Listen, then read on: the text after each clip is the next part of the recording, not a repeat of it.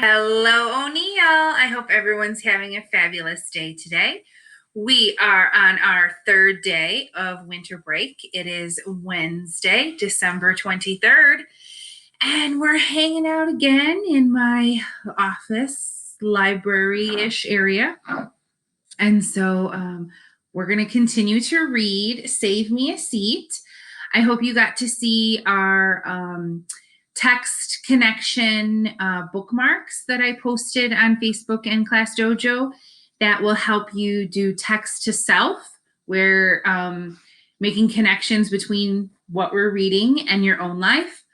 Text to text, which is a connection between what you're reading and maybe another book that you've read before, or text to world. So what we're reading in our story and how it has applied to the world around us. All right. So we are on chapter 7, Ravi, and we'll continue reading.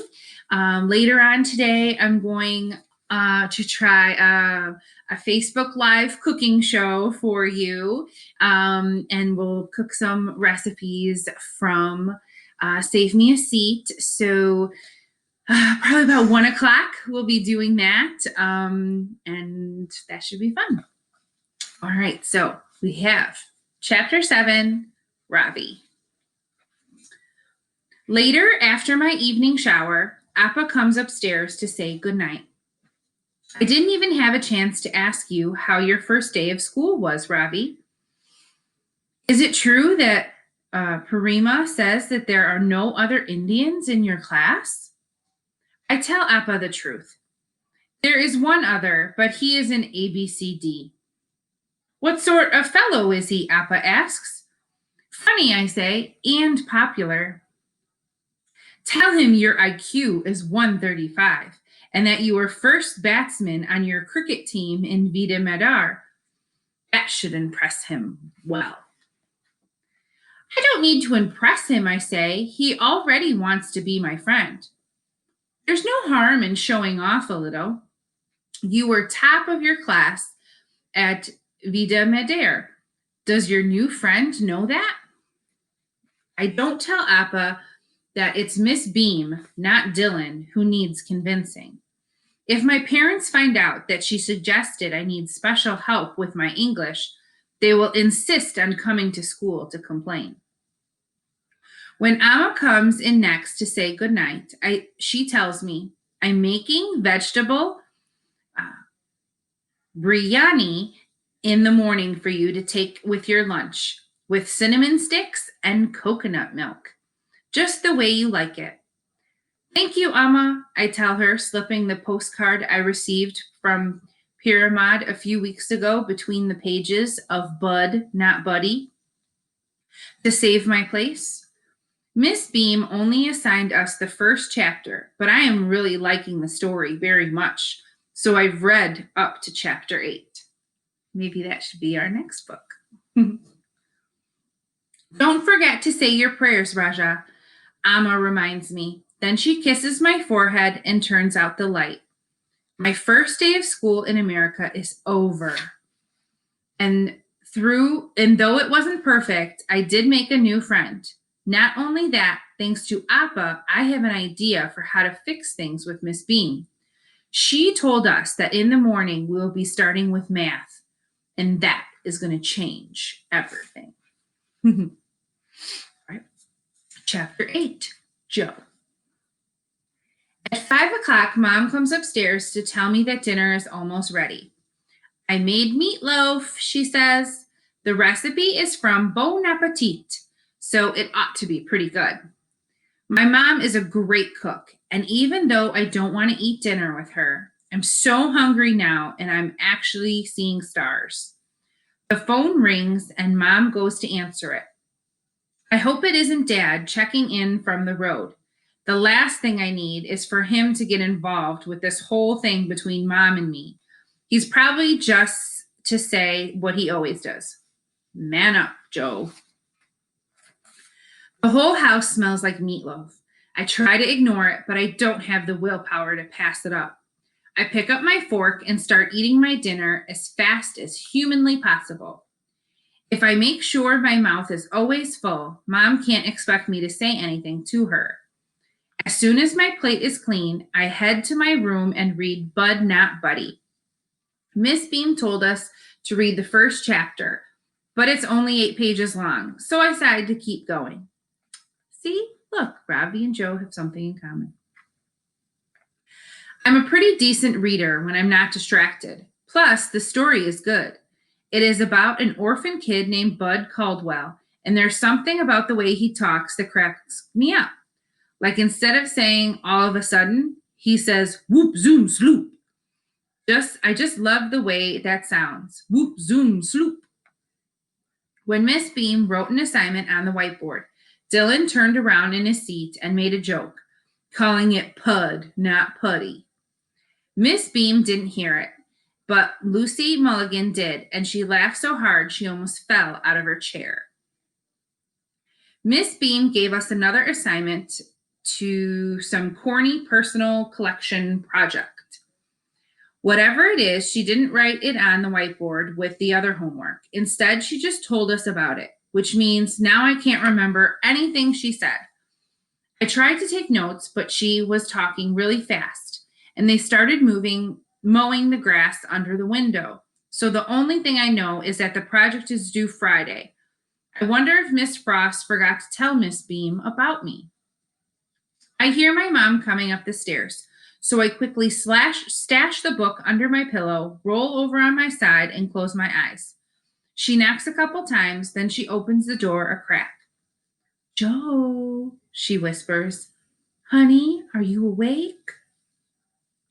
Mia is curled up on the bed beside me, and when she sees my mom, she starts wagging her tail, thumping it against my leg like crazy. I lie there like a rock, but I guess Mom can tell I'm not really asleep. It won't happen again, Joe. No kisses. I promise. When she told me she applied for the job, I told her I thought it was a terrible idea. But she needed the work, and Einstein needed a lunch monitor. So who cares if the only thing I actually used to like about school is ruined now? Nobody. That's who. You won't even know I'm there, she tells me. Yeah, right, I say, then pull the pillow over my head. All right, that was Monday. Now we're on to Tuesday. Hamburgers. I like cheeseburgers personally, but we'll see what this one's about. Chapter 9, Ravi. I lay out my math homework, which Amma and I have carefully covered with brown paper. The label in a neat cursive says, Ravi Suryan Aranan, Grade 5, Albert Einstein Elementary School, Mathematics. It is my mother's handwriting. We went to Staples together last week to buy all my school supplies, but she insisted on writing out the labels herself. Even Karima had to admit that Amma's handwriting is beautiful. Your book is the first thing your teacher will notice, Ravi, Amma told me as she carefully wrote my name on one of the smooth white labels. First impressions matter. Now sitting at my desk, I run my hand over my math notebook and smile. In India, I was the winner of the Math Olympiad 3 years in a row. Kind of like a math contest. I know all my multiplication tables till 20. Appa is right. There's nothing wrong with showing off a little. And I'm sure that after the morning, Miss Beam will realize what kind of student I really am. And this silly business about Miss Frost and special help will be over. I placed my new pencil box next to the notebook. Amma made sure that every item in the school supplies list was bought. 3 mechanical pencils, 2 erasers, a 6-inch ruler, 2 highlighters, 4 ruled notebooks, and a pack of 3M Post-its. I keep looking over at Miss Beam, but I don't think she has noticed yet how well prepared I am. She is busy writing on the whiteboard. In India, we only had blackboards. I love the soft scraping sound the chalk made and the smell of dusty erasers. I wonder if you guys have ever seen a blackboard before and you use chalk on it. That's all they had when I was growing up, too. I wonder if that's something we should investigate. The desk in front of me is empty. I wonder if Dylan Samarine will be absent today. But at the last minute, he comes rushing into class and takes his seat. I'm glad my new friend is going to be here to witness what is about to happen. I'm sure he'll be impressed. Let's do a quick review, Miss Beam announces. Easy peasy, I think, when I see the math problems Miss Beam has written on the board. Is that what fifth graders in America are doing? I was expecting much harder, like maybe order of operations or something to do with decimals and fractions. You guys in fifth grade do that? Mm-hmm. The big guy who sits behind me is groaning and moaning. I turn around to see what's wrong with him and notice his name card for the first time. Joe Sylvester. As I'm reading his name, Joe Sylvester suddenly looks up. I smile, but he doesn't smile back. I can't believe kids in America are allowed to come to school looking like him. In India, we had to wear uniforms with dress pants and collared shirt and a tie. Joe Sylvester has on a tracksuit pants and an unironed t-shirt. I face front again and straighten my back. Good posture is also on Alma's list. Posture, there we go, is meaning like how you stand. Like standing up straight, shoulders back. That's supposedly good posture. When you're kind of hunched over and your shoulders are front, that kind of hurts your back. So it's good to have straight posture. That's what that means. Posture was one of the ways to make a good impression. Joe Sylvester is slouching in his chair. Who would like to come up and show us how to solve the first problem? Miss Beam asked the class. I push up my glasses, take a deep breath, and raise my hand. Let's see what happens. Chapter 10, Joe. Please don't call on me. Please don't call on me. Please don't call on me, I think. But I can feel Miss Beam's head turning my way. I groan. I have a feeling I know where this is heading. I sure hope Miss Frost remembered to tell Miss Beam about my APD. Nobody knew anything was wrong with me until I started school. The first week of kindergarten, I spent most of my time hiding in coat closets with my hands over my ears. My teacher, Miss Kane, thought I was homesick, but that wasn't it at all. I didn't want to go home. I just couldn't handle the noise. It turns out I have something called APD, which stands for Auditory Processing Disorder. It means I have trouble listening. So here's something to know. Auditory Processing Disorder. We're going to find out more about Joe, but that's something that makes him different and unique, where he hears just so much of anything that it can be distracting. A lot of people have a lot of different processing disorders. My son has a sensory processing disorder. When there's too much light or images or sound too, it can be very, very distracting to him. And there's a lot of us that have different kind of things that, just make us unique. So let's learn more about Joe. I'm not deaf. I can hear just fine. In fact, in a way, the problem is that my hearing is too good, which is why I go to Miss Frost. She gives me exercises to help my ears and my brain agree about what to listen to and what to tune out. She also has M&Ms in her office, peanut ones, and she lets me eat as many as I want. Miss Frost understands what's going on, but pretty much nobody else does. They don't understand how hard it is for me to follow directions.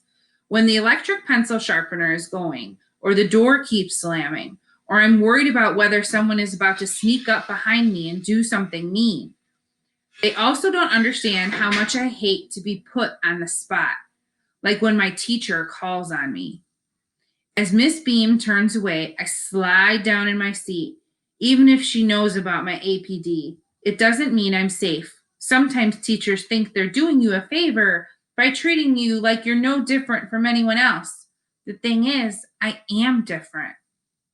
I slide down even farther in my seat, as low as I can go without falling out. All I care about is not getting called on. It is not that I can't do math, actually. I'm pretty good at it. But standing up in front of class makes me nervous. And when I get nervous, I forget what I'm doing and make mistakes. It turns out today is my lucky day, though, because the new kid shoots his hand straight up in the air like an arrow. He's wearing another white polo shirt, buttoned all the way up. Even the sleeves have been ironed flat. They're stiff and stick out funny, like little wings. His desk is covered with a bunch of junk, including some shiny new mechanical pencils, which Dylan keeps eyeballing with his klepto gleam. Miss Beam looks right at me, at least I think she looks at me, but then she calls on the new kid instead. Whew, that was close. Ooh, that was great. What makes you nervous at school? I would really love to know and maybe help you with that. What are some strategies that you have that helps you with that nervousness?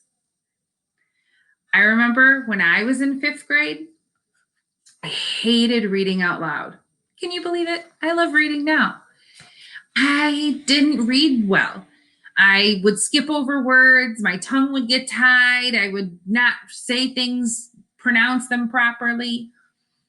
Oh, and we did this thing called round robin reading, where we sat in rows and the first person read the first paragraph, second person read the second paragraph, third paragraph, and so on and so on and so on. So I would count and I would be like, okay, there's 8 people in front of me. So I'm going to read the 8th paragraph. And I would look at my book, look at that paragraph and read that paragraph in my head and go over it. So I was never paying attention to anything that anyone else was saying, but just the paragraph I was supposed to read. Oh, and then when it was finally my turn to read it, I'd get tongue-tied and the teacher would interrupt me and pronounce the word for me. And it was a horrible experience. But now I love reading, and it just took time and it took some practice, and reading more helped me become a better reader. And I hope this is helping you too. All right, I think we're going to try for one more chapter, chapter 11, Ravi, or maybe 2, we'll see. Ravi, asked Miss Beam, would you like to come to the board? This is it, the moment I've been waiting for. Yes, ma'am. Miss Beam, I say quickly, correcting myself in a hurry to get up. My knee bangs against the desk, and all my school supplies fall to the floor. I don't want to miss my chance to show off my math skills, so I quickly bend down to pick up my things. My glasses start to slip down my nose, but before I can push them up, something hits my head, my forehead. It's Joe Sylvester's head. Why has he done this? Bumped me with his hard head. Can't he see I'm trying to collect my stuff? I rub my forehead as he rubs his. His giant foot is stepping on my name card. Bigfoot, I mutter under my breath. Dylan hears me and laughs. That's rich, he says. Bigfoot sits there like a lump, but Dylan gets right down on the floor beside me and helps me pick up the rest of my things. I thank him for his help, then take a deep breath and straighten my back. I'm not going to allow anything to spoil this moment. This is my time to shine. I march up to the front of the class, take the blue marker from Miss Beam's hand, and face the whiteboard. I look at the first problem, 23 times 13.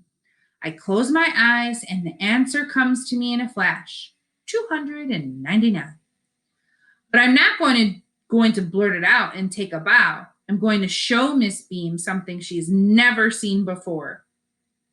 What you are about to witness is pure magic. A secret handed down from ancient times, I say with confidence. There's complete silence in the classroom. I think Miss Beam's jaw has just dropped. Take your time, I warn myself. I write two numbers, one below the other, in blue marker. Then a red marker, I draw an arrow connecting the last digits of both the numbers. 3 times 3 is 9, I say out loud, writing 9 in the ones place with the blue marker. Then I pick up a green marker and draw two arrows like a cross.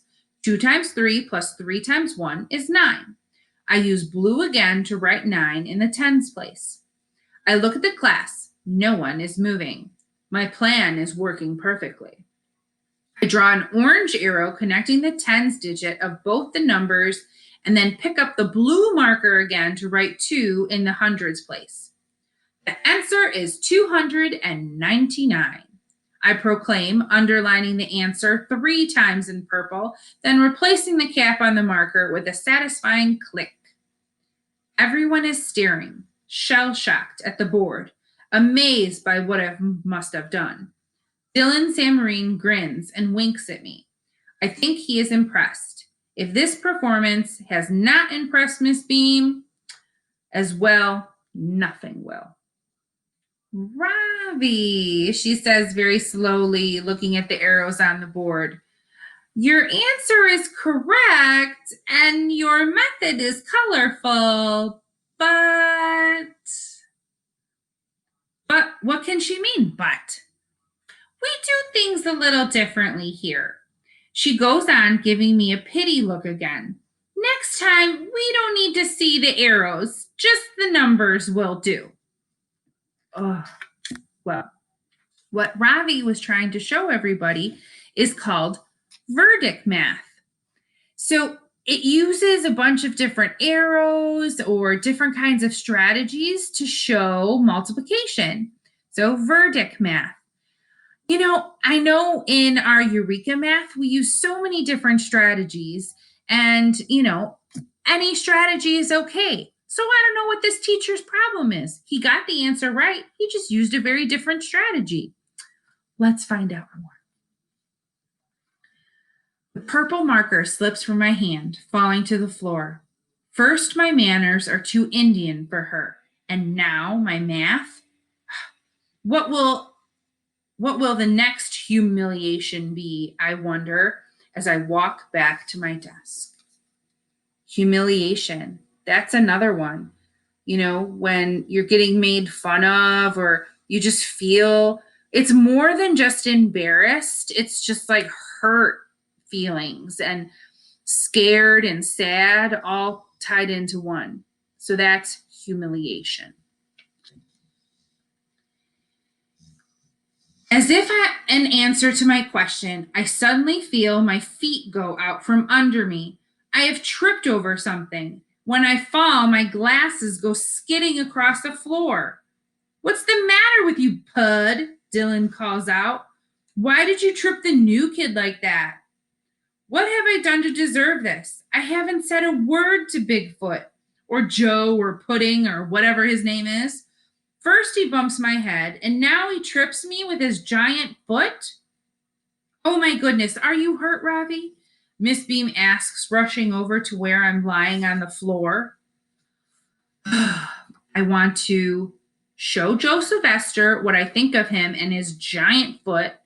Tell Miss Beam the only thing that is hurting is my pride. Shout at the top of my lungs, my name is not Ravi. But here's what I do instead. 1, bite my tongue. Not literally, that's another idiom, be quiet. 2, pick myself up.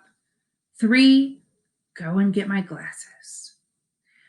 Appa's advice has gotten me nowhere. I am right back where I started. The only difference is now, thanks to Bigfoot, I have a bump on my forehead and a huge shoe print on my name card. Oy, my goodness. Ravi is not having a good time. Well, I hope that his teacher starts to understand him more and he is able to make some friends at school. So we'll find out tomorrow. So we'll start tomorrow. My dog is barking. On chapter 12. He's excited too. And tune in on Facebook Live later. We're going to do some cooking demonstrations. Oh my goodness, there they go. And I hope you have a fabulous day. Continue to read with me. Continue to have fun with Ravi and Joe. And I'll see you tomorrow.